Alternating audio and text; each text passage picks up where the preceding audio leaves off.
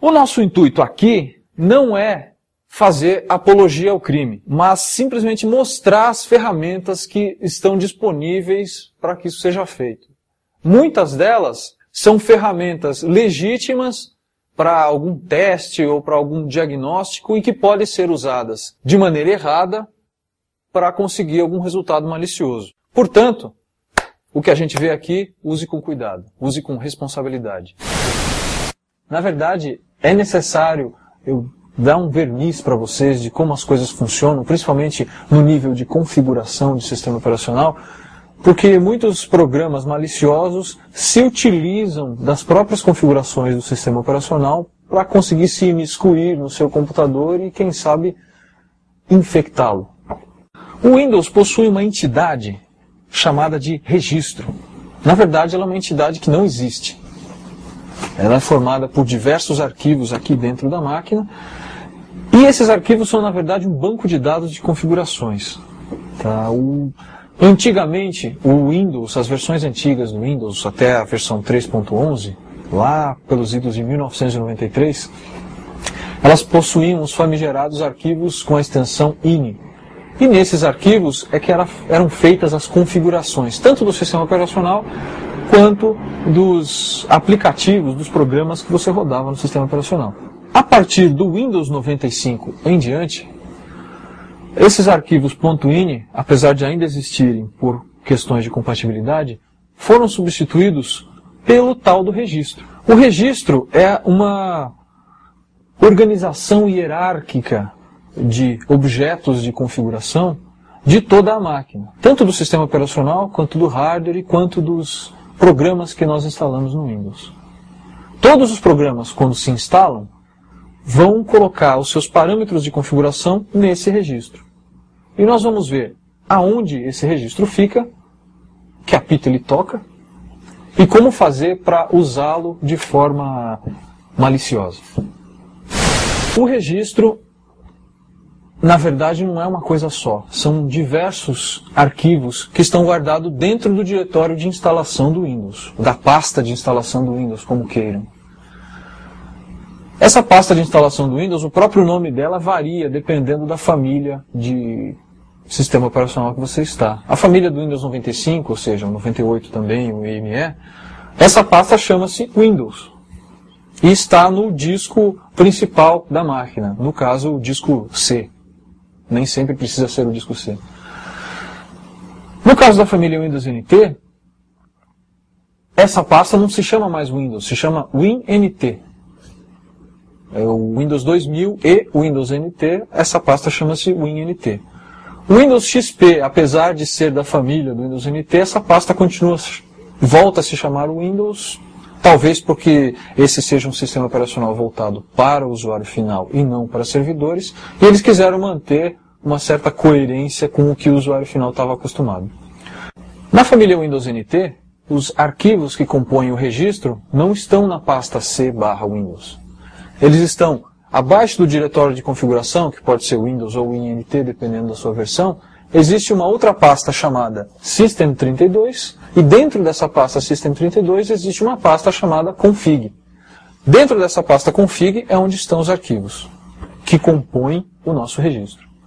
Bem, nós vamos falar aqui, o nosso sistema de teste é um Windows XP, nós vamos falar em termos do registro do Windows XP. No caso do Windows 95 e 98, esses arquivos são user.dat, system.dat e no Windows ME nós temos o classes.dat. No caso do Windows XP, do Windows NT e do Windows 2000 e do Windows 2003 também, nós, em vez desses três arquivos, nós temos diversos deles. Nós temos o system.dat, nós temos o sum.dat, nós temos o security.dat, nós temos o software.dat e alguns outros aqui que contêm as informações de configuração do Windows. Como a gente faz para ver o que tem dentro do nosso registro, então? É simples. Como são arquivos, eu vou tentar abrir esses arquivos com um programa qualquer de edição de texto para ver se eles são formados, né, por texto simples ou se eles são um outro tipo de arquivo, talvez um arquivo compilado, talvez um arquivo binário, talvez um arquivo compactado, não sei ainda a que se refere esses arquivos do registro. Bom, a gente seleciona de uma lista que tem aqui, ó, a gente seleciona o aplicativo WordPad, que é o editor de texto do Windows. E vamos ver se o WordPad consegue abrir os nossos arquivos de registro. Ele abriu o WordPad, como vocês podem ver, mas a mensagem que apareceu é: o documento c:/windows/system32 config software, que foi o arquivo que eu tentei abrir, no registro, está sendo usado por outro aplicativo e não pode ser acessado. Isso faz sentido porque o registro é um banco de dados atualizado dinamicamente. Você não precisa, quando você faz uma alteração em qualquer coisa no Windows, você não precisa mandar salvar, ele já altera na hora que você faz. Isso quer dizer que os arquivos que compõem o registro estão sempre abertos, estão sempre em uso pelo sistema. E se estão sempre em uso pelo sistema, eles não podem ser abertos por outro programa. O que fazer, então, para ver o conteúdo desses arquivos?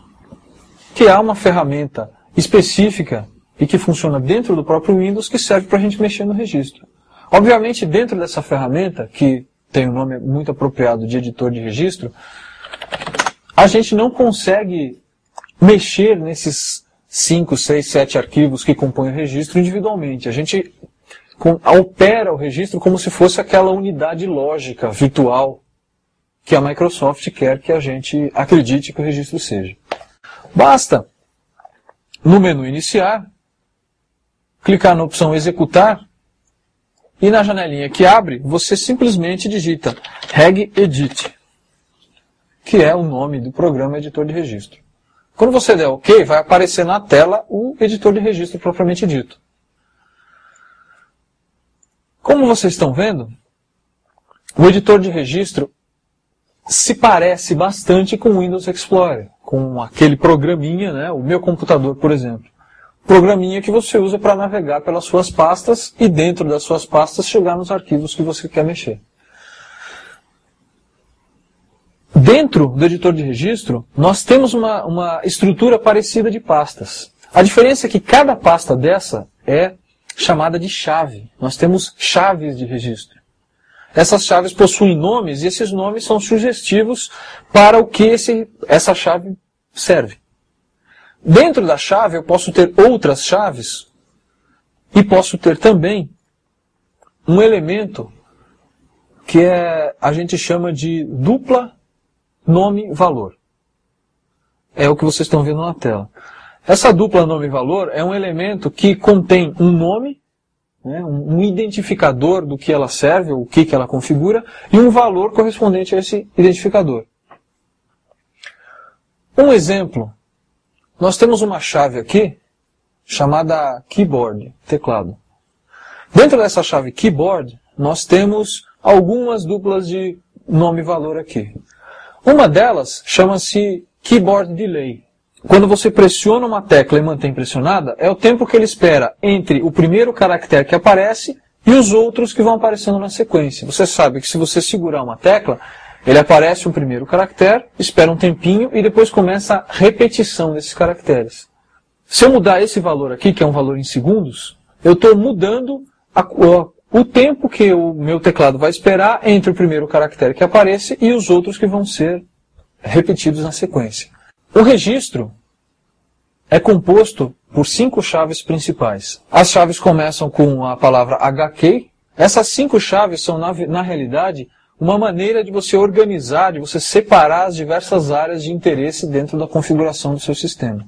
Tudo isso está explicado com mais detalhes no livro Universidade Hacker. Eu não vou entrar em muitos detalhes aqui de como que funciona cada uma dessas chaves aqui. Mas algumas chaves em especial são interessantes para nós que estamos trabalhando com segurança.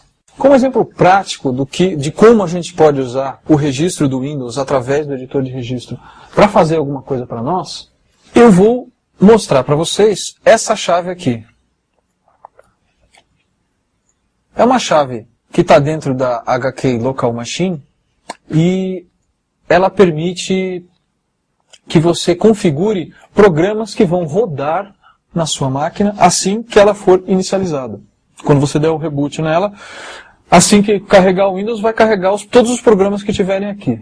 Como era antigamente o autoexec.bat, para quem lembra. Você colocava lá os comandinhos que você queria que fossem emitidos na inicialização da máquina.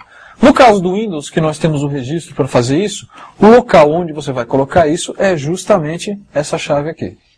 Clique uma vez em cima da chave, vai abrir o conteúdo na janela da direita, vai abrir o conteúdo dessa chave. Se você clicar com o botão direito dentro dessa janela de conteúdo, vai aparecer um menu de contexto aqui com o nome novo. E você pode criar ou uma chave nova para criar subdivisões aí dentro, ou embaixo você tem valor da sequência, valor binário, valor de word, valor de sequência múltipla. Cada um desses aqui é um tipo diferente de dupla nome-valor. Nós vamos criar um valor da sequência aqui, valor de sequência, que é o tipo mais simples. E vocês vão ver que é muito simples criar alguma coisa aqui. Bom, eu vou dar um nome qualquer para ele, vou dar um nome hacker. Só para provar para vocês que é um nome qualquer que pode estar aí. Bom, o que acontece? Tudo que está dentro dessa chave run, o Windows, quando reiniciado, vai ler todas as duplas nome e valor daqui e vai tentar executar os comandos que estão aqui. Nós criamos uma dupla de nome hacker aqui e vamos modificar aqui. Clicar com o botão direito em cima, clicar em modificar. Na janelinha que serve, que se abre, onde diz ali dados do valor, coloquem simplesmente calc.exe. É o executável da calculadora, a calculadora do próprio Windows. Agora vamos fechar tudo e vamos reiniciar a máquina. Como vocês podem ver, assim que entrou o desktop, entrou a calculadora também. Agora imagine se em vez da calculadora, eu tivesse colocado lá um programinha malicioso, um cavalo de Troia, um vírus, alguma coisa.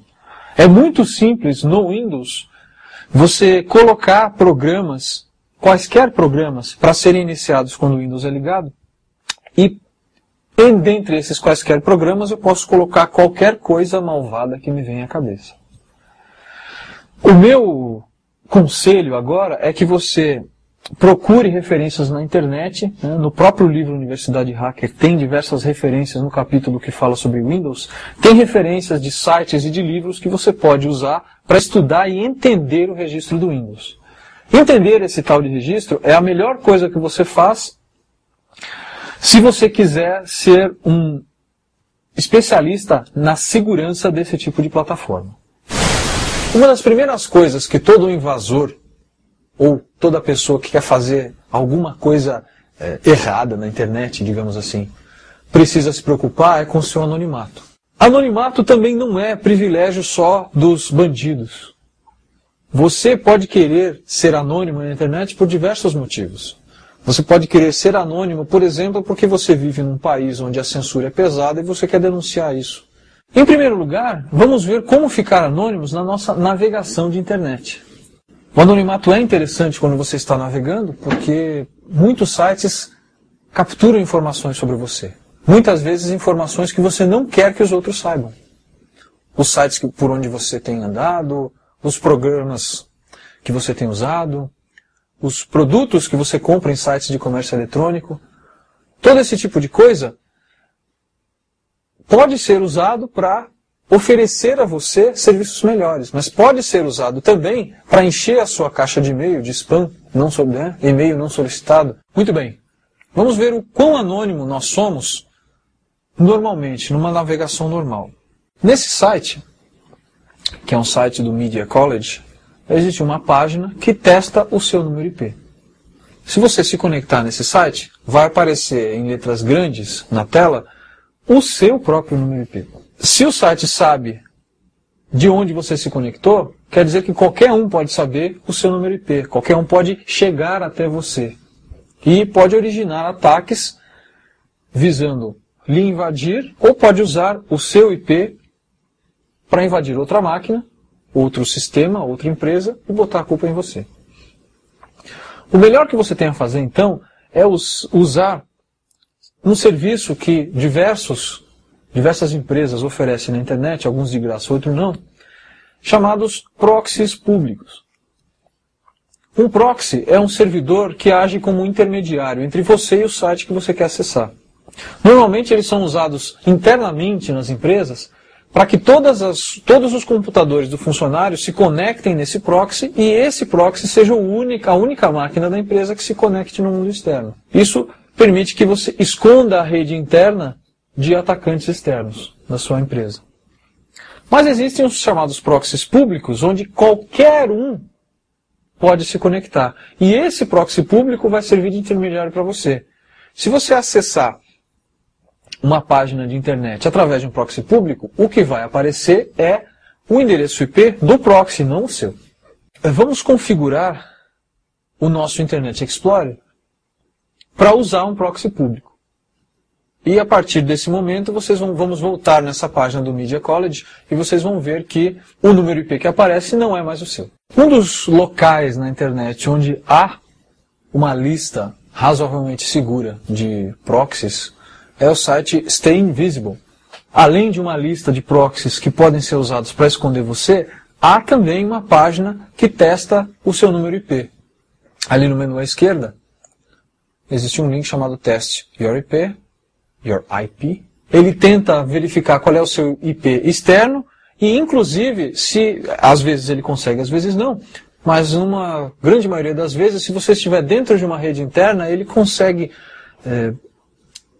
determinar com um certo grau de exatidão o seu IP de rede interna, o seu IP interno. Muito bem. Aqui também mostrou o nosso IP real. Vamos tentar agora configurar o nosso Internet Explorer para usar um desses proxies aqui, desses proxies públicos, e depois vamos testar de novo no próprio site para ver qual é o número que aparece. No menu à esquerda, a gente tem a opção View Proxies. Se a gente clicar nela, vai aparecer a tal da lista de proxies públicos. Uma das colunas dessa divisão, dessa tabela aqui, é justamente o país aonde o proxy se encontra. Para você manter o seu anonimato, é interessante você usar diversos proxies, de repente um por dia ou um a cada hora, e trocar não só de servidor como de país também. As suas conexões vão parecer estar vindo de lugares diferentes. Isso é uma boa maneira de você despistar os detetives da internet, despistar os malfeitores da internet também, porque as suas conexões vão sempre parecer vir de outro lugar. Cuidado com os proxies que estão marcados como transparentes aqui. Esses proxies que são marcados como transparentes, elas deixam o seu número IP passar. Vocês têm que colocar os proxies que estão marcados como anonymous ou, melhor ainda, como High Anonymity. Esses são os melhores de todos. Vamos escolher ao acaso um número aqui e ver se funciona realmente. Teste o seu IP e anote o número que estava. Deve ser exatamente o número da sua máquina, o número que o seu provedor de acesso determinou para você na sua conexão de internet. Bom, no nosso Internet Explorer, nós vamos no menu Ferramentas, Opções da Internet. Dentro das opções de internet, nós temos várias abas, nós vamos clicar na aba Conexões. Nessa aba nós temos que escolher aqui. Se o nosso computador está ligado na internet através de uma rede local, de uma rede privada, nós vamos clicar no botão Configurações de LAN. Se a nossa conexão, se o nosso for um computador caseiro e nós estamos conectados na internet através de um modem ou através de uma linha que é providenciada pelo seu provedor de acesso, a gente vai clicar no botão Configurar das conexões de internet, esse botão aqui em cima. Qualquer um dos dois vai levar a uma caixa de diálogo parecida. Existe ali uma divisão servidor proxy e nós vamos ligar a opção Usar um servidor proxy para a rede local. Muito bem. Aqui no campo endereço nós vamos colocar exatamente o endereço do proxy que nós vamos usar. Eu vou usar, por exemplo, esse daqui que está na Turquia. Tenha em mente que o uso de um proxy, apesar de aumentar o seu nível de anonimato, ele diminui a velocidade da sua conexão. Óbvio, porque todas as suas mensagens, toda a sua comunicação tem que sair do seu computador ir até o proxy e a partir do proxy ir ao lugar onde você estava indo originalmente. Além do endereço, você tem que configurar a porta de conexão. Essa porta também está indicada no site. Muito bem, é só dar OK para salvar as configurações. Pronto, seu Internet Explorer já está trabalhando através desse proxy. Agora vamos testar. Vamos usar o mesmo menu Test IP e vamos ver primeiro se a gente consegue se conectar, porque muitos proxies podem estar fora do ar ou podem estar tão longe que a conexão é demorada, ou simplesmente não vai funcionar e nós vamos ter que configurar o seu computador com outro proxy qualquer para ver se a coisa funciona. Esse proxy que a gente se conectou na Turquia, por exemplo, não funcionou. Deu que a página não pode ser exibida. Vamos tentar então configurar um outro proxy qualquer e vamos ver o que acontece. Eu vou tentar agora um proxy nos Estados Unidos, o que é mais perto, só para testar. Mas vocês têm que procurar sempre os mais anônimos possíveis. Testando diversos proxies, até encontrar um que funcione, e testando, a gente viu que é possível esconder o seu número IP. Se você está sempre usando o mesmo proxy, você vai acabar criando um histórico lá e por conta desse histórico você pode ser rastreado.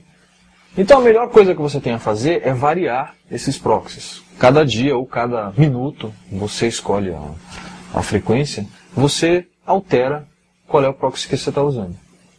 Fazer isso manualmente é um pé no saco. Portanto, nós podemos usar programas que fazem isso automaticamente para você. Um dos programas muito usados para isso é o Anonymity for Proxy. Uma vez na homepage, no menu à direita, nós baixamos o programa. O instalador é um instalador padrão, parecido com qualquer instalador de qualquer programa para Windows. Vamos batizá-lo de proxy local, apenas para ficar mais fácil o entendimento. Bem, uma vez reiniciada a máquina, basta que nós ativemos o programa, ele vai estar lá no seu menu iniciar. E com o programa ativado, na janela que se abre, nós temos uma lista com diversos proxies públicos, semelhantes àqueles que nós vimos naqueles sites. Uma coisa interessante sobre esse software é que nós podemos verificar não só se o proxy está funcionando, se ele está no ar nesse momento, como verificar o nível de anonimato desse proxy, o quanto ele vai proteger você. Muito bem, vamos fazer uma experiência então com o programa. Vamos entrar num site, no mesmo site que nós entramos para testar o nosso número IP, sem usar o nosso proxy local e ver o que aparece na nossa tela. Como vocês podem ver, o que está aparecendo aí é justamente o endereço IP, o seu próprio endereço IP, ou aquele que o seu provedor designou para você. Isso quer dizer que qualquer site que você visite, o site pode ter algum script, algum programa que detecte esse número IP. Vamos então configurar o nosso browser para, ao invés de navegar na internet diretamente, ela navegar passando pelo nosso proxy local. Como que vai funcionar? O nosso browser vai consultar o proxy local vai escolher um dos proxies públicos que tem na lista dele e vai redirecionar a nossa conexão para um desses proxies públicos. E esse proxy público escolhido pelo local é que vai redirecionar novamente a conexão para o site que você quer acessar. Aqui no Internet Explorer, nós vamos em opções de internet, conexões, e se você estiver usando uma rede local, você clica em configurações de LAN. Se você estiver usando uma conexão via linha de escada, via modem, você clica no botão configurar, ali é o primeiro botão da aba conexões. Em primeiro lugar, a gente habilita a opção usar um servidor proxy para a rede local ou para a conexão de linha de escada, se for esse seu caso. E na linha endereço você coloca o seu endereço local. Qualquer máquina, qualquer computador que se preze, ele tem um endereço local, que serve para um programa se comunicar com o outro, através de protocolos de rede. Esse endereço não muda, qualquer que seja o sistema operacional ou a plataforma de hardware que você está usando, esse endereço não muda. Ele é sempre 127.0.0.1. O nosso proxy local, como o nome já diz, local, ele está escutando nesse endereço. E o A4Proxy, que é o proxy local que nós estamos usando agora, ele escuta na porta 80. Configuramos o endereço 127.0.0.1, que é o nosso endereço local, e a porta 80, que é a porta que o nosso proxy local está escutando. Basta dar OK, OK, pronto. Nós ainda estamos na nossa página do Media College, que é a página que nós estamos usando para testar o número IP.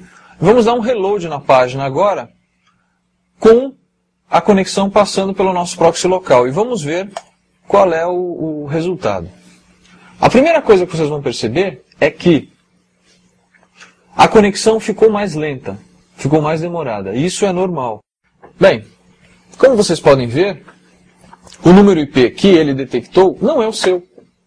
É o número IP do proxy que você está usando. Ou melhor, é o número IP do proxy que o seu proxy local escolheu. Você pode configurar esse programa de proxy local, o A4Proxy, para usar sempre o melhor proxy, o mais rápido ou o mais anônimo, ou você pode configurá-lo também para escolher um proxy aleatório para que você use. Cada vez que você der reload no seu browser, ou que você acessar um site, ele vai escolher um proxy diferente. E assim o seu nível de anonimato aumenta. É óbvio que o uso de um programa de proxy como esse, de proxy local, não vai tornar a sua navegação 100% indetectável. Sempre vão haver maneiras de um hacker ou um site que tenha administradores muito bons e programadores muito bons, sempre vai haver uma maneira dessas pessoas conseguirem informações a seu respeito. Mas é óbvio que quanto maior for a sua camada de proteção, mesmo que ela não seja 100% segura, mais protegido você está.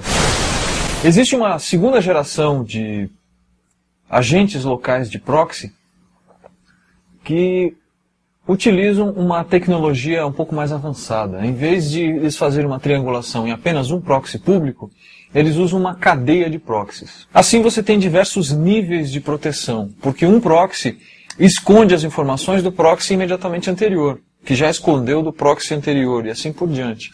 Você passa por 3, 4, 5 proxies e eles escondem completamente as informações a seu respeito.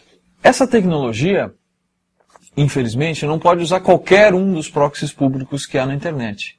Do contrário, ela tem que usar cadeias de proxies, que eles chamam de mixes, né? É o jargão correto. Essa tecnologia usa mixes pré-determinados. Existem diversos mixes de diversas entidades ou diversas associações de entidades na internet, mas você obrigatoriamente tem que passar por uma certa cadeia pré-definida. Se essas entidades forem idôneas, você está garantido no seu anonimato. Mas você não tem como comprovar a idoneidade dessas entidades que fornecem esses mixes. Um dos programas que nós podemos usar para garantir o seu anonimato através desses mixes de proxies é chamado Java Anonymity Proxy. É um agente local escrito na linguagem Java, portanto você tem que ter o Java instalado na sua máquina. Qualquer que seja o seu sistema operacional, você pode usar esse programa. Para abreviar o nome, nós vamos apelidar esse programa de JAP, J-A-P. Esse é um apelido oficial, os criadores deram esse apelido para o programa. Para baixá-lo, a gente vai até o site oficial, que é um site alemão, os criadores do programa são alemães, e por conta disso a maioria dos mixes que estão disponíveis também são na Alemanha. Uma vez baixado esse instalador, basta instalá-lo como se fosse qualquer programa do Windows, ou do Linux, ou do Macintosh.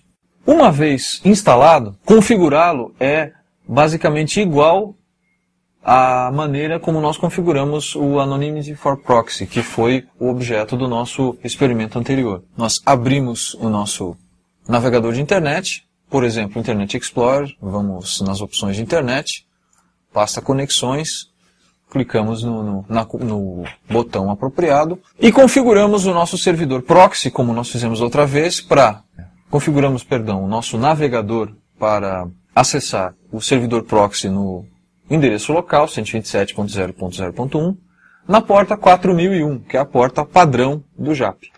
Antes de configurá-lo, vamos acessar qualquer site. por exemplo, o site do Media College, que é o nosso site de teste de número IP, de endereço IP, vamos comprovar que realmente o nosso endereço é o endereço que o provedor nos deu. Uma vez comprovado que estamos inseguros, vamos configurar o nosso navegador, damos reload na página, e o que a gente vê é que aparece o número IP de alguém. Não sabemos nem quem. Nem nós podemos saber qual é o número IP que vai aparecer, porque nós, usuários, não temos a informação de qual proxy é o último proxy da cadeia do mix de proxies que o nosso JAP está usando. Vale ressaltar que mesmo com esse nível adicional de segurança que esse tipo de agente de proxy que utiliza mixes lhe oferece, mesmo assim, não podemos garantir que estamos 100% anônimos na internet. O próprio site do JAP tem uma página que testa o seu nível de anonimato. Na mesma página onde você fez download, há um link para o teste de anonimato. Quando você abre essa página, os scripts da página vão apresentar para você ou um rostinho sorridente, um smiley sorridente, se você está anônimo, se o seu JAP está configurado corretamente, ou vai mostrar um rostinho triste se você não está com o seu JAP configurado corretamente. Para terminar, vamos olhar um pouco as opções de configuração do JAP, que são realmente interessantes. Tem algumas dicas e algumas pegadinhas para que você possa ter o nível máximo de anonimato possível. Na interface do JAP, que é uma interface bonitinha, tem até um medidor de anonimato que você pode ver o nível de anonimato que aquele mix que você está usando está lhe dando. Existe o botão Config, e através desse botão você pode configurar os diversos aspectos do nosso proxy local. A primeira coisa que você tem que verificar é justamente no medidor como que está o seu nível de anonimato. Se ele estiver muito baixo, se ele estiver abaixo de Fair, que é razoavelmente bom, nós podemos trocar de mix. Nós podemos escolher um outro mix de proxies para tentar nos esconder melhor. Clicando no botão Config, nós vamos até a aba Anonymity e clicamos ali no botão Fetch, que é um botão que vai carregar para dentro do seu JAP os mixes que estão online nesse momento. Depois nós podemos selecionar qual é o mix que nós queremos usar. Nós podemos testar todos os mix que foram configurados aqui, até achar o que nos dá maior anonimato naquele nosso medidor de anonimato. Basta escolher um mix qualquer e clicar no botão OK. E assim que essa reconfiguração terminar, na verdade ele está testando todos os computadores da cadeia do mix, nós vamos ter um novo nível de anonimato marcado no nosso medidor. Se esse nível for mais baixo que o nível anterior, vamos escolher outro mix e vamos assim escolhendo os mix que são disponíveis até que um deles nos dê um nível suficiente de anonimato. Procure navegar por todas as abas dessa telinha que aparece quando você clica no botão Config, porque algumas delas podem lhe trazer informações interessantes ou você pode descobrir como configurar melhor o seu JAP. Você pode, por exemplo, na primeira aba, que é a aba Port Listener, você pode mudar a porta na qual o JAP fica escutando e na qual o seu browser precisa conectar-se.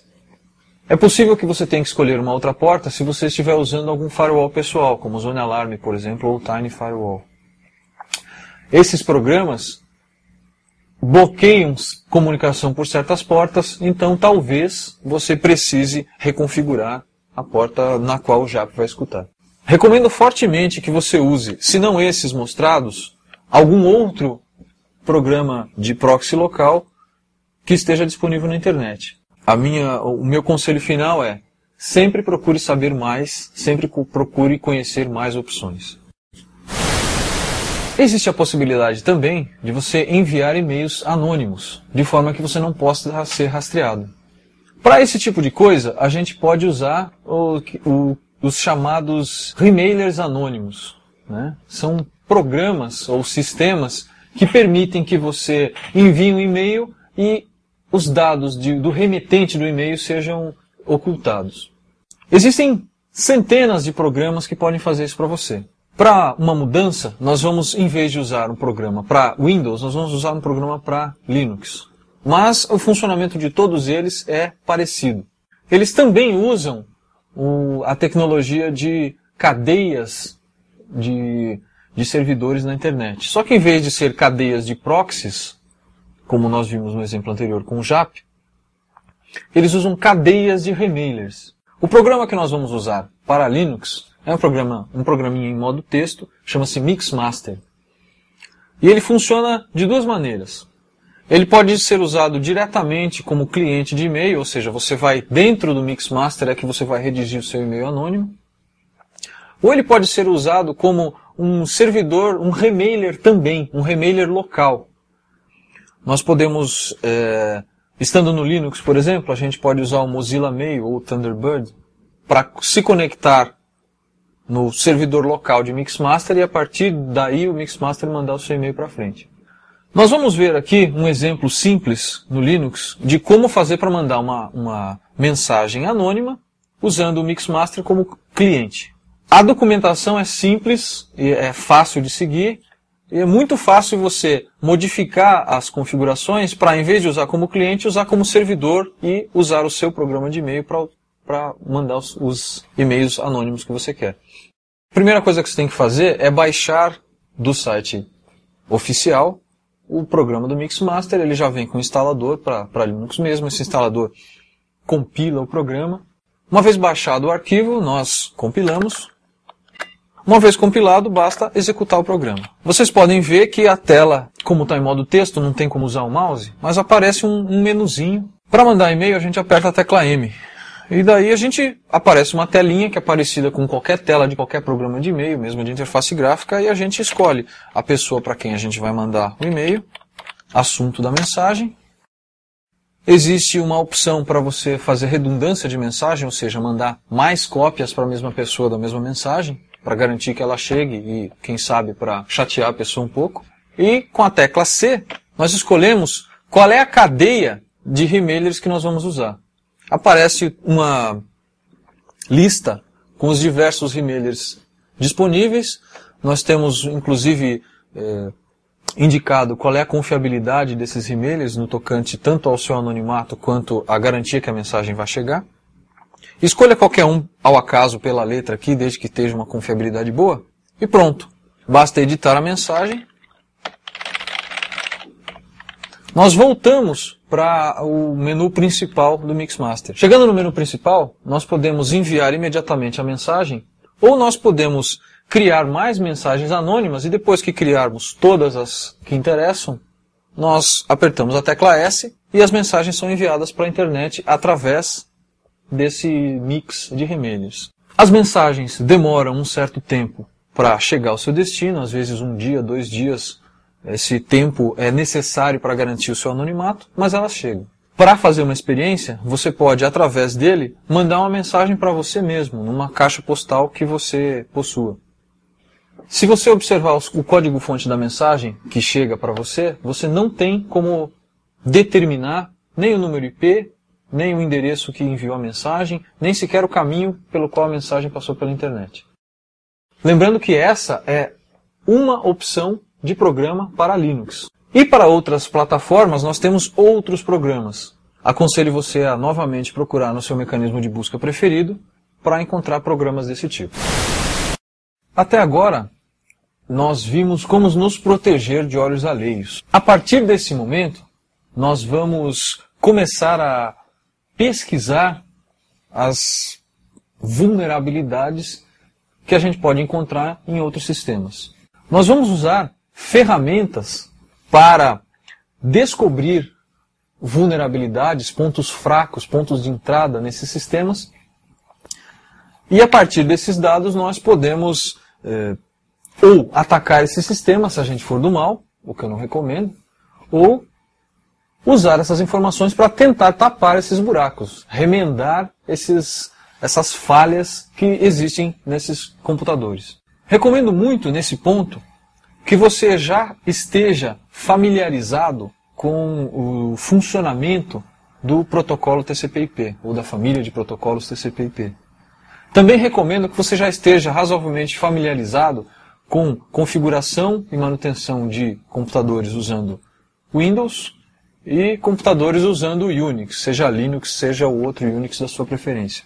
Antes de a gente atacar qualquer antes de a gente atacar qualquer máquina, qualquer pessoa, nós temos que descobrir que tipo de pontos vulneráveis essa pessoa tem, ou essa máquina tem. Para isso, nós usamos dois tipos de ferramentas chamadas scanner. Na verdade, existem dois tipos de scanners. Existe o que a gente chama de scanner de redes, ou scanner de portas, como dizem alguns, que é um programa especializado em descobrir quais portas estão abertas na máquina vítima, na máquina alvo. Então, os scanners de portas, eles simplesmente verificam as portas que estão abertas.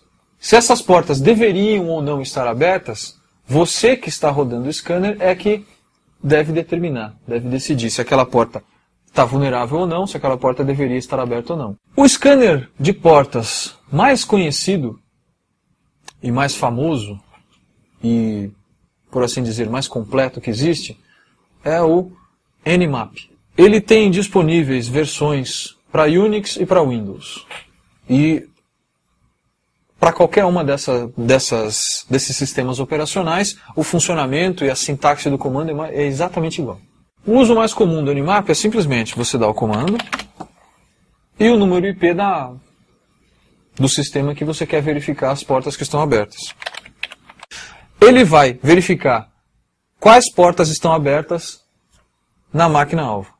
Dependendo da distância que essa máquina está de você, se ela está na internet, mas na internet é onde? Está nos Estados Unidos, no Rio de Janeiro, na China. Dependendo dessa distância, esse scan pode demorar mais ou menos tempo. Rodando o Nmap contra uma máquina que está na nossa rede interna, o resultado foi rápido. Ele disse simplesmente que a minha porta 22 está aberta, minha porta 110 está aberta, minha porta 1000 está aberta e a minha porta 6000 está aberta. É a única coisa que ele me disse. Eu é que tenho que interpretar se essas portas do protocolo TCP, como ele indicou, deveriam ou não estar abertas. Né? No caso, a porta 22 é a porta do serviço SSH. Porta 111, a porta do serviço RPC. E cuidado com essa porta, o serviço RPC não pode estar virado para a internet de jeito nenhum, só para dentro da sua rede interna. Muitos ataques são voltados para esse tipo de serviço que é inseguro por natureza. A porta 1000 é a porta de um aplicativo de administração de Linux que eu instalei naquela máquina que serviu de alvo para o nosso teste. Então é uma porta que deveria estar aberta porque fui eu que pus lá. E depois nós temos a porta 6000, que é a porta da interface gráfica do Linux. E ela não deveria estar aberta, porque aquela máquina é um servidor e eu não deveria deixar ninguém se conectar um terminal gráfico àquela porta, apenas em modo texto. Então, por esse teste eu já sei que tem uma porta que não deveria estar aberta. E o Nmap me mostrou. O Nmap possui diversas opções de funcionamento. Esse teste que eu fiz agora é simplesmente um teste para me dizer que portas estão abertas e que portas estão fechadas. Eu posso usar uma outra opção do Nmap, uma opção que envia, em vez de uma conexão TCP completa, um pacote TCP com o flag ACK ligado, um pacote solteiro de ACK ligado. E eu posso usar isso daí não para verificar as portas abertas, e sim para verificar as regras do firewall que possivelmente está na frente dessa máquina que eu estou pesquisando. Eu posso usar o Nmap também para tentar verificar se o sistema-alvo, se o computador-alvo é vulnerável a alguns tipos de pacotes mal formados. Eu posso usar o Nmap também para tentar determinar qual é o sistema operacional que está rodando lá na máquina-alvo.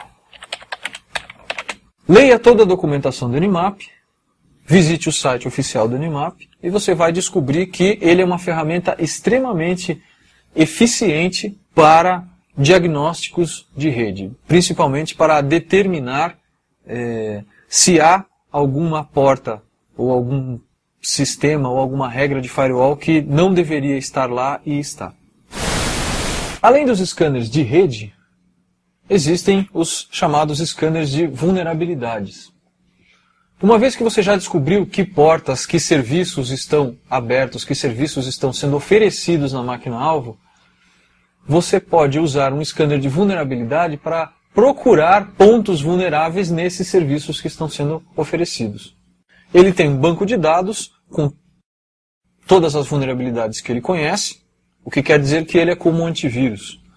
Você tem que sempre deixar esse banco de dados atualizado para ele conhecer as vulnerabilidades existentes. E ele faz os testes baseados nesse banco de dados de falhas. No final, ele apresenta para você um relatório com todas as possíveis falhas que existem naquele sistema. Como exemplo de scanner de vulnerabilidade, um programa muito usado por ser simples é o Languard.